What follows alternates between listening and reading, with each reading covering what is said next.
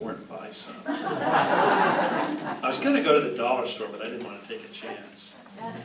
Anyway, our guest today is Michelle Matthews, and her topic is 1 year, 100 stories, how this feature writer gets it done, or as they say in the South, get her done. Right? Since her first book was published at age 6 by her biggest fan, which was her grandmother, Michelle Matthews intended to become a writer. A native Mobilian, she earned a degree in English literature and creative writing from Agnes Scott College in Atlanta, where she was the editor of The Profile, the biweekly student newspaper. She has made a living through writing for the past 27 years. Congratulations on that. Since 2013, she has written features for AL.com, the news website for the Press Register, Birmingham News, and Huntsville Times. In her current role, she finds stories about people, places, and food from around the state for This Is Alabama, an emerging brand from Alabama Media Group. Now settled into a routine of publishing 2 stories per week, she writes some 100 stories per year. She has won 2 awards for the Best Feature Story from the Alabama Associated Press Managing Editors Contest, and her work receives millions of page views per year. So let's give a warm pensters welcome to Michelle.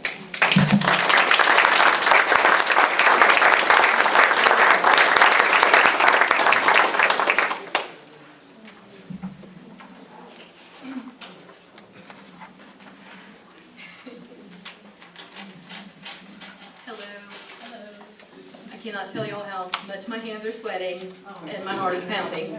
As nice as you all seem, and I felt very jealous when everyone was talking about their books. And I'd forgotten about the book I wrote when I was 6, the only one I have ever managed to write. And I was thinking like, wow, I'm just so impressed with authors, and several of the people I've written about have been writers, and I might tell you a little bit about some of those. But as we were sitting there, Shannon Brown leans over and says, "Have you written a book, Michelle?" And I was like, "No, I have not, but I'm a little bit busy writing other things." But I really do admire all of you, and I do feel that you're kindred spirits. So I shouldn't be so nervous. Usually, though, in my job, I never face a group like this. I'm at home interviewing people on the phone, or when I'm lucky in person. That's my favorite thing to do, of course.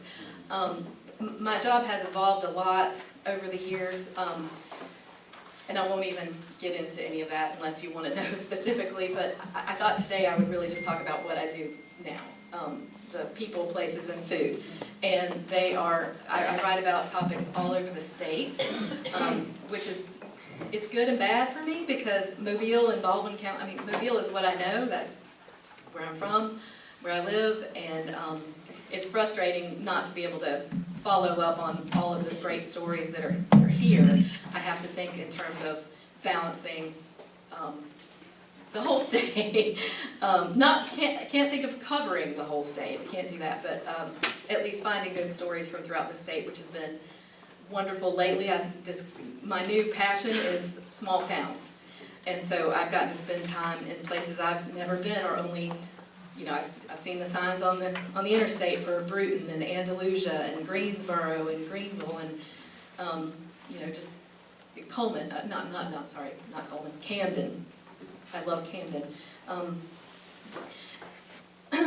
But I wanted to tell you guys first about a story that I didn't get to do, that I really regret. And it's sort of, I don't even know why I'm telling you, but I think the reason I'm telling you this is that the last time I had to do this, to a much smaller group, was in February. And I was really nervous about it. And I had told there was a person who, a young woman, we had been texting for weeks at that point. And this was on a day, the day I was to speak, was a day that we had tentatively planned to finally get together and do her story. And I had to say to her, I'm sorry, I have to go speak to a group of people. I never do this, and I'm so nervous. And she sent me, in a text, sort of a meme, a picture of a goldfish, this goldfish swimming right below the surface of the water, with a shark fin strapped to its back. So above the water, it looked like a tough shark. And it said, be brave, even if you're not, pretend to be. And it touched me, and I'll tell you why when you hear about her. But it really did give me the courage to stand up in front of that group. And I think thinking about that made me go back and look at our text. And this young woman, her name, this is not her real name, but I'm going to call her Lisa to protect her privacy, but she was someone I met at the yoga studio I used to go to. And she was at the front desk, just, you know, one of those people with a great smile who makes you feel welcome, who's very, just one of those really, just great people. You can tell they're a wonderful person who wants to serve. She's there picking up everyone's blocks and everything after class.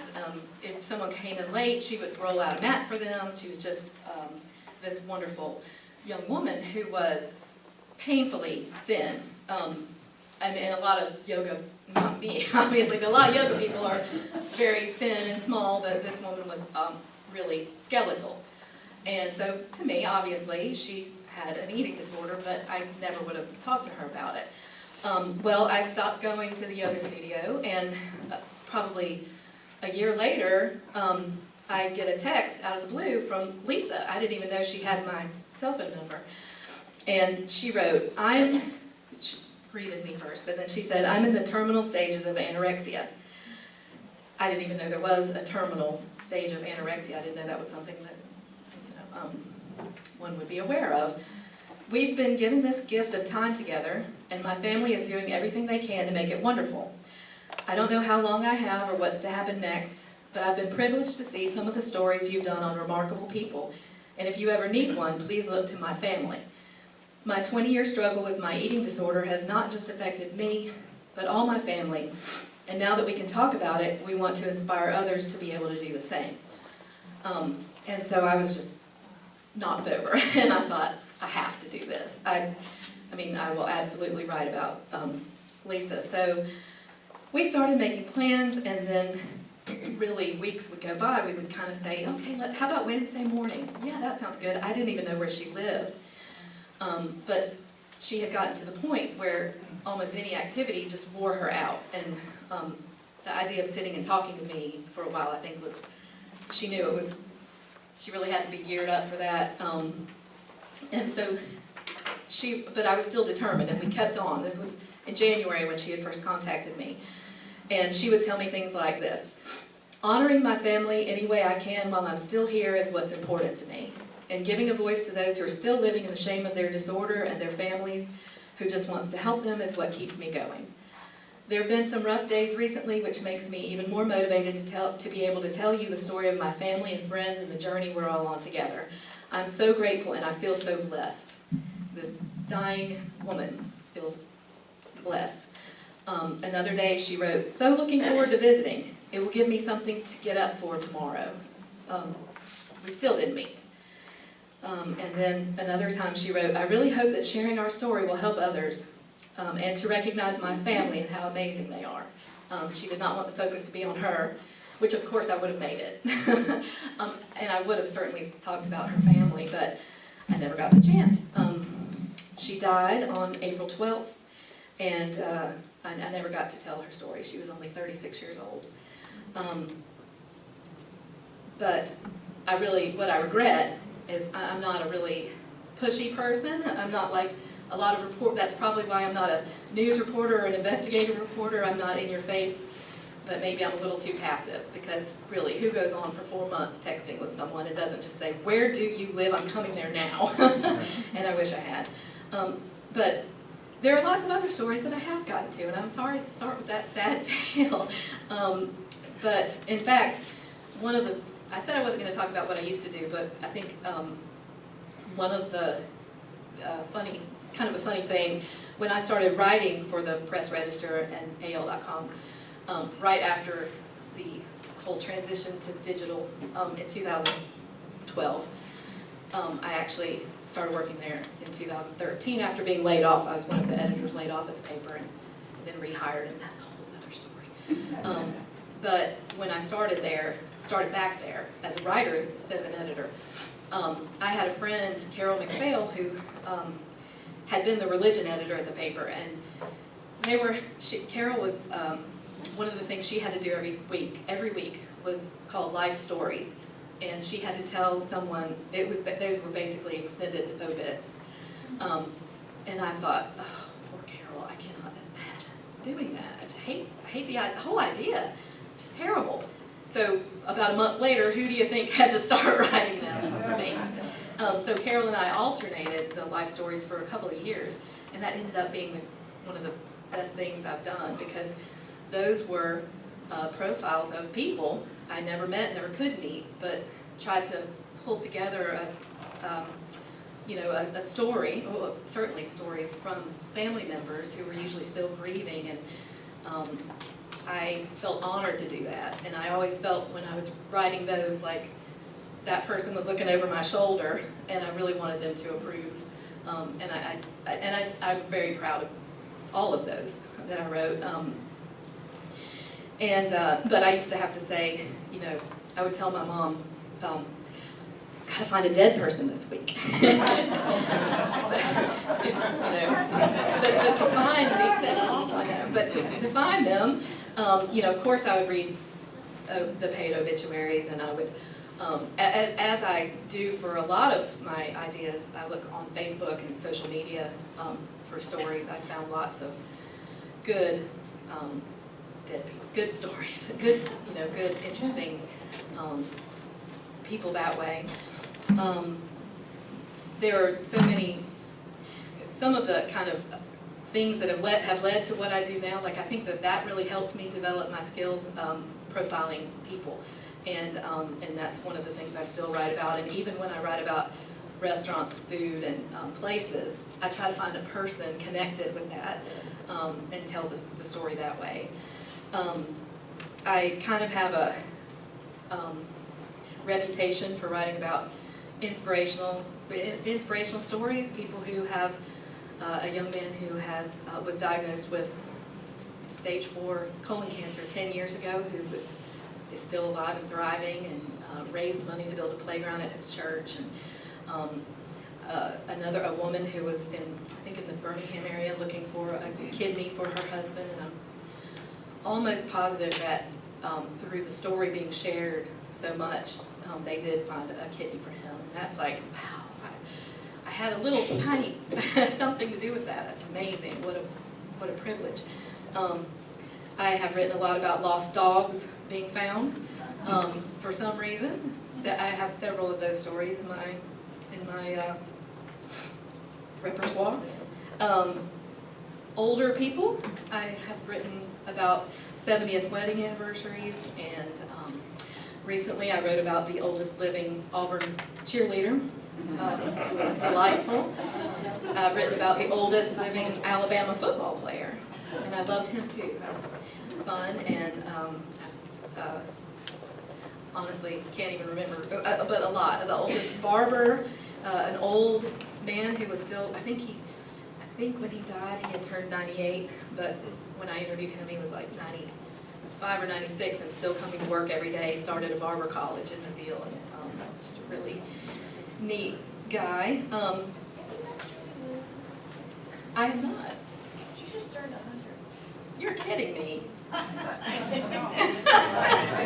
wrote that. I'll talk to you later. But I've done this for such a long time, really, even before I worked for, I worked for a time, before my children were born, I was the editor of Mobile Bay Monthly magazine in the late 90s. And one of the last stories I wrote before I left there to have a child, and I was pregnant, and I went to the home of the sweetest young couple whose last name is Zimlick in Mobile, and they had 5 babies at once. So I wrote about the Zimlick quintuplets celebrating their first birthday. And I just remember I was so, I was so overwhelmed, and I was there all morning, and I thought, oh my God, I don't know if I can do this, but I didn't have to do that, thank God. But I didn't have 5, but at once. But they just really stuck with me. Also, I had not eaten before I got there, and so I felt awful. But anyway, so that was I think that was the cover of the kids celebrating. We had a big birthday cake from Pullman's, and the kids were around, and that was on the cover of the magazine in 2000.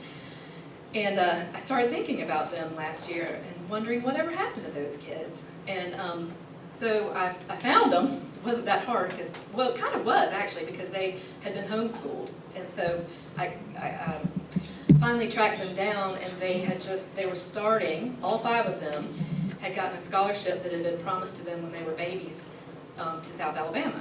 And so that was so surreal that, like, I guess 17 years later, I show up in a different house, those same children who are now, just about the age of my son, basically, or they're a little bit older. But that was really neat and surreal and made me feel really old. but that was fun. And so what I do now is really nothing, no breaking news or anything like that. They're kind of evergreen stories. And I do write 2 of them a week. They're planned pretty much in advance. I have my editor, and she, things have changed so much. They don't really call them editors anymore. She's a managing producer, I think, but she's still of AL.com. She's my editor, and she lives in North Alabama, and so we communicate via email and sometimes phone calls. But she has a Google Calendar for me, and she has all my stories on there. And so it's kind of a group effort to come up with the things I write about. I come up with them, and she approves them or not, and adds some things that she wants me to do. And the stories just come from all over the place. And it's sometimes hard for me, like during the week when I'm focusing on my 2 stories that I'm working on, that's all I think about. I mean, in addition to my personal life, I'm focused on those 2 stories, and drive my husband crazy talking about every aspect of what I'm working on. Then the next week, I'm on to the next thing, and so it kind of after a while, it's just a blur. And so when I was preparing for this, I looked at I can go to AL.com. There's a certain place where I can look back at the list of everything I've done, and I usually think, well, I just write, these little things. But I look back and I think, oh my God, like I have quite a body of work here, and I'm proud of it, because that anything with your name on it, everything I do has my name on it. So I want it to be good, and not just for me, but for the people I'm writing for. And I'm not doing PR for anyone or advertising for anyone, but it's important to me that the people I write about are happy with what I've done. And usually, thank God, they are. I've made so many friends on Facebook. Sonia, after writing about people, and that's just wonderful to me.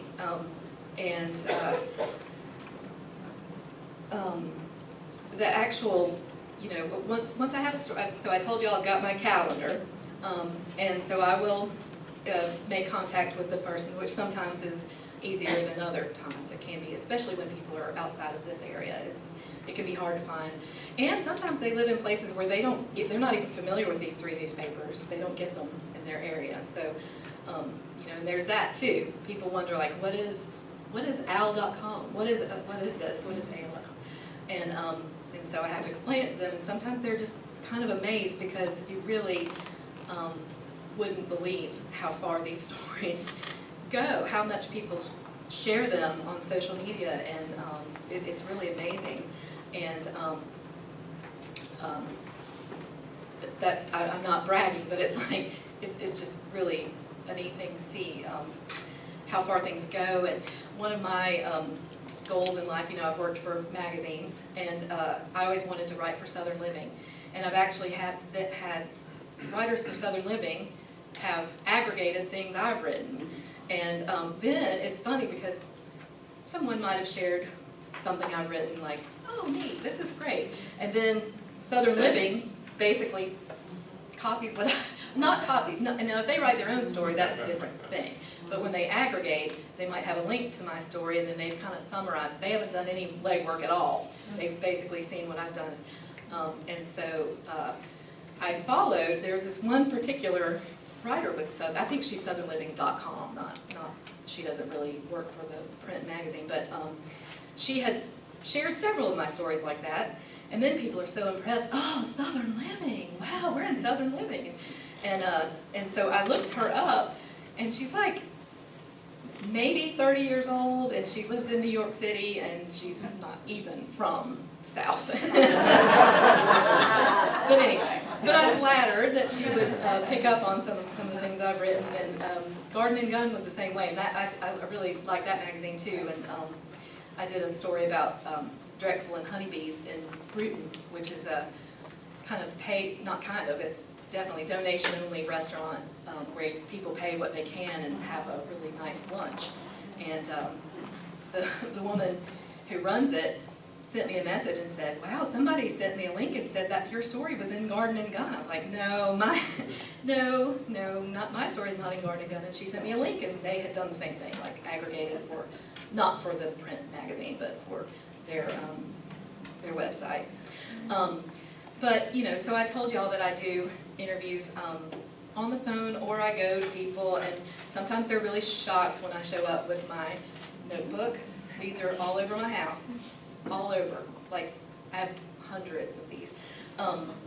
I show up with this in my pen, and now most of my younger colleagues would never even think to do that. They have a recorder, or they use their phone, and I cannot trust that. I can't. So I can write very quickly, and luckily I've never had anyone.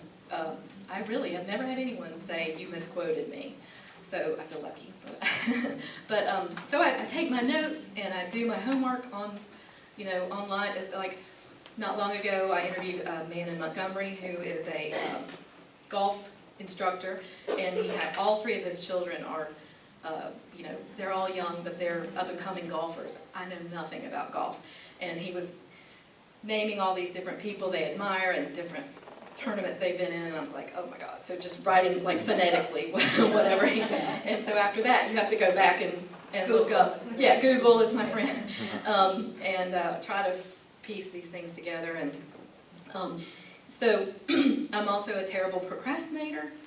Maybe y'all have that cursor on the blank screen is just torments me.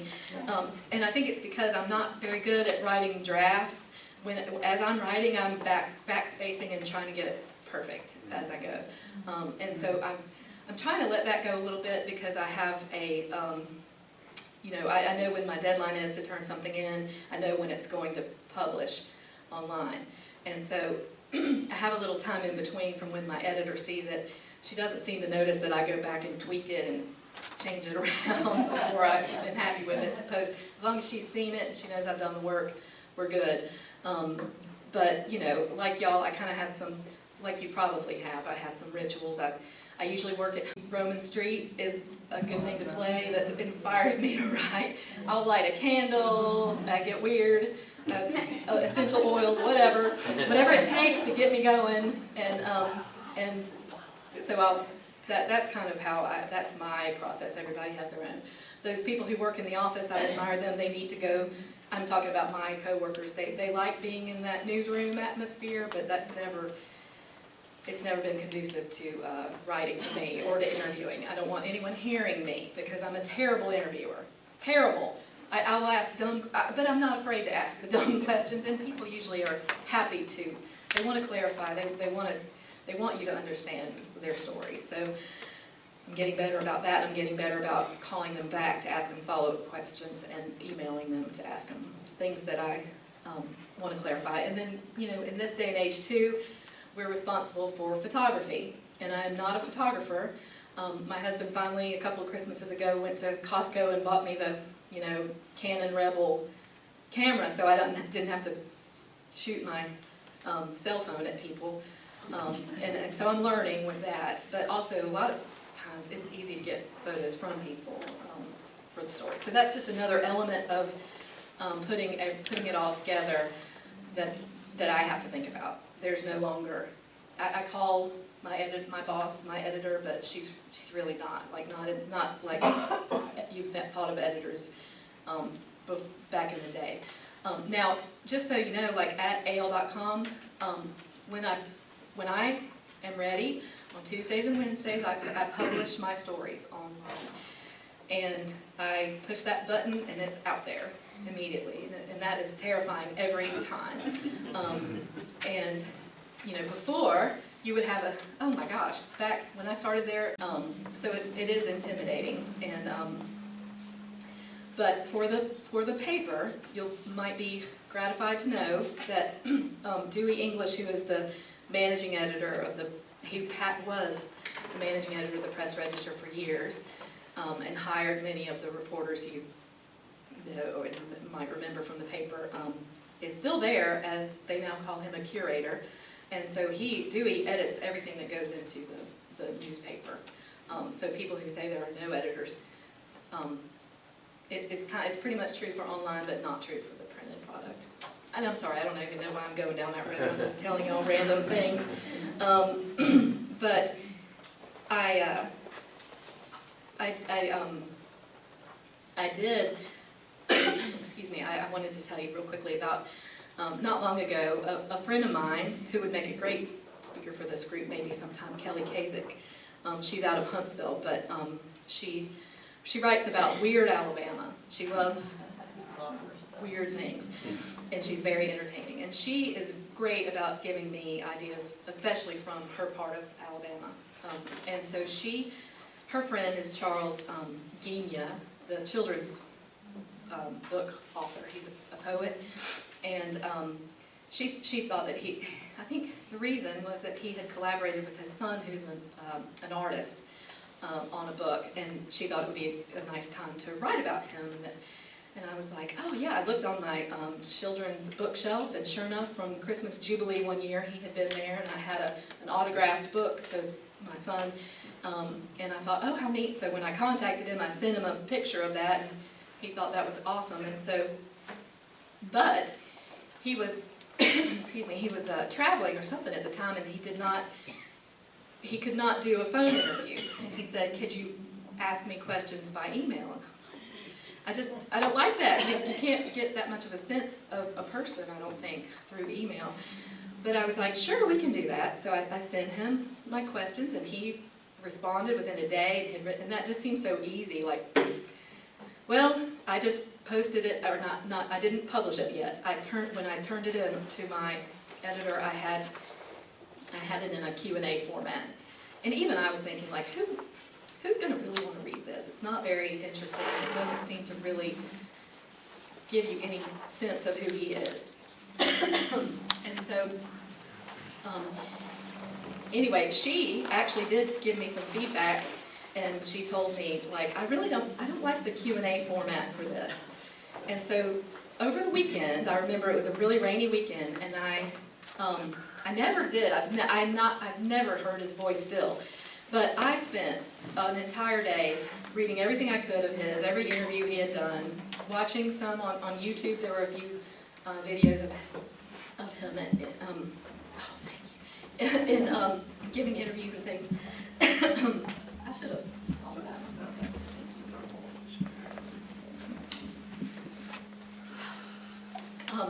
Anyway, I reworked that story. I sent him several more emails, and we got chattier and less formal, and I emailed his son, which should have been obvious since his son is an artist.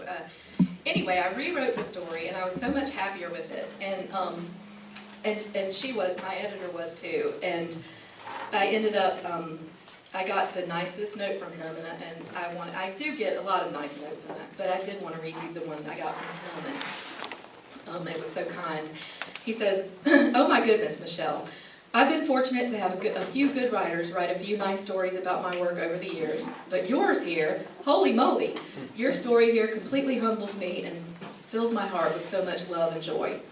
It reads like a masterful obituary, and I can now die a happy man.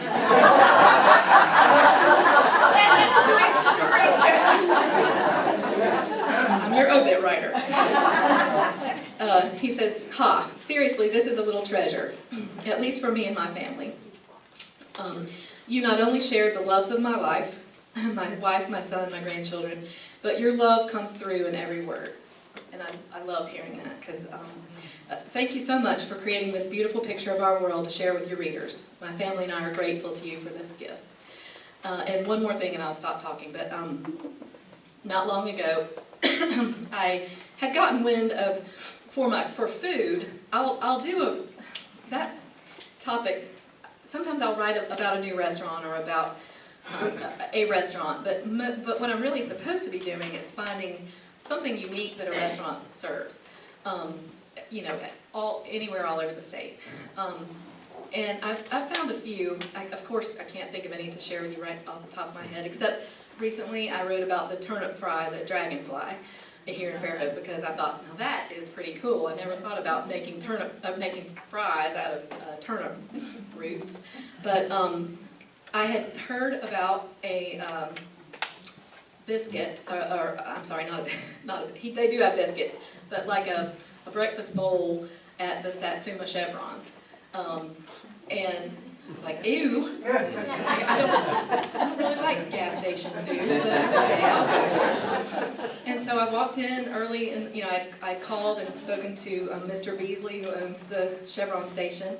He was nice as could be, and I got there not as early. I mean, he said you really need to be here about 5 in the morning. That's when that's when people are going to the plants and to work, and they all stop here for breakfast. I was like, I don't think I can make that, but I got there as early as like maybe 8, and it was still pretty crowded, and it was just as clean as could, like the nicest convenience store part of a gas station you could ever hope for. And when you walk in, there's just this counter with all this great food, and they make this thing. He's from Louisiana originally, and they have this, they call it what do they call it? They call it gumbo, breakfast gumbo.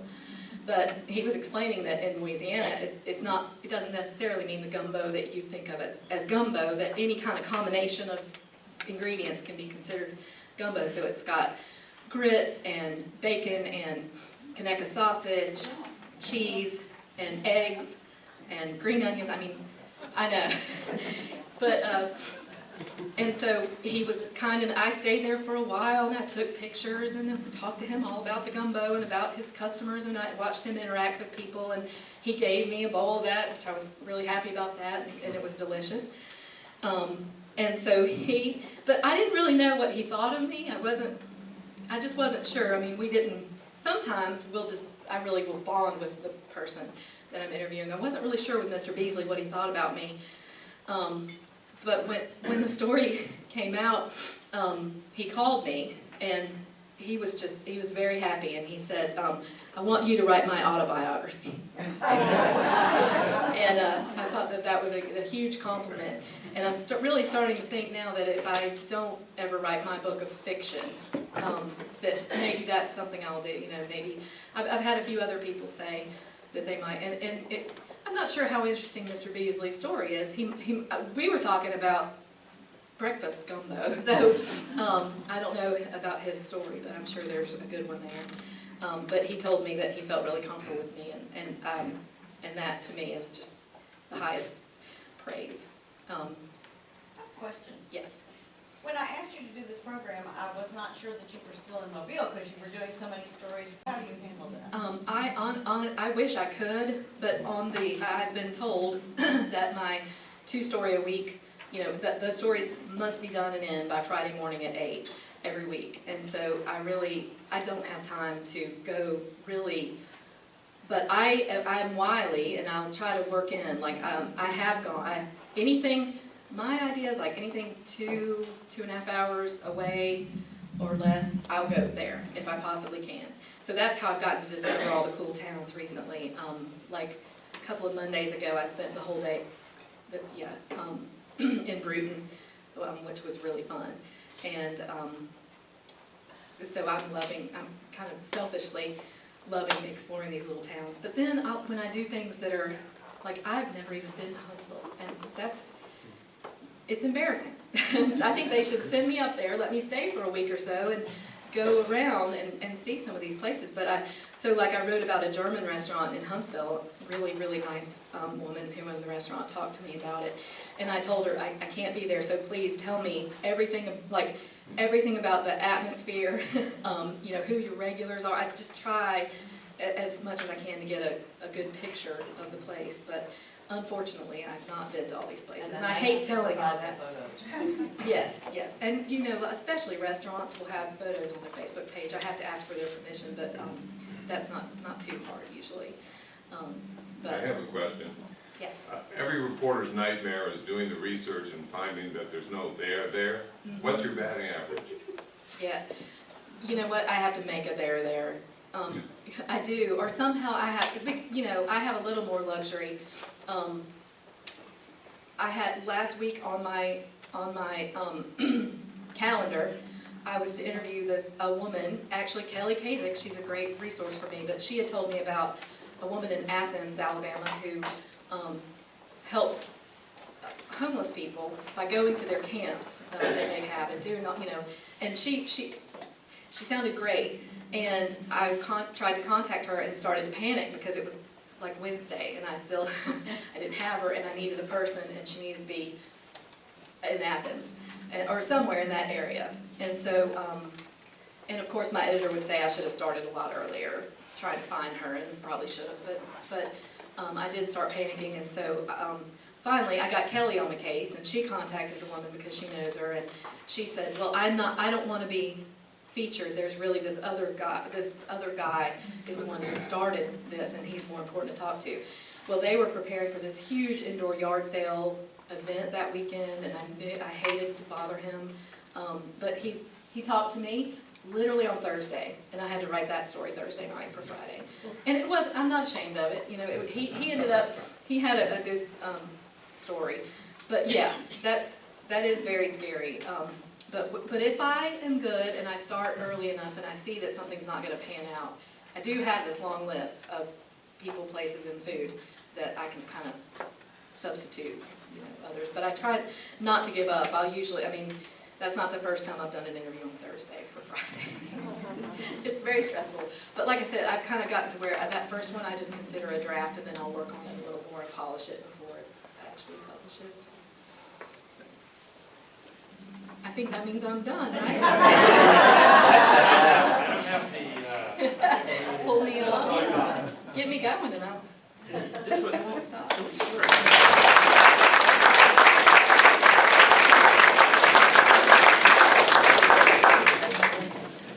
Yeah, that's my notebook. is it just mine?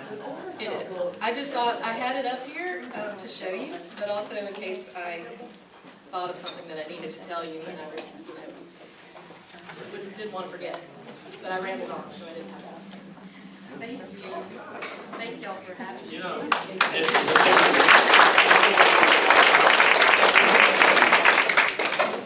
it's amazing. I don't,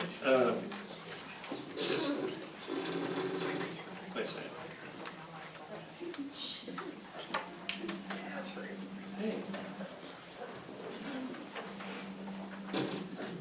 I wanted to mention that Barbara had to leave early, but people that have turned in stories last month that haven't picked them up, they're on the table out there. So come by and get them. Yes, Glenda. Well, as I understand it, only one person other than Susan and I raised their hand. Who was that? Are you two? For lunch. Anyone? We were just thinking, we don't, What? so how many does that make? I think it's 4. We don't. Oh, here's Sonia, 5.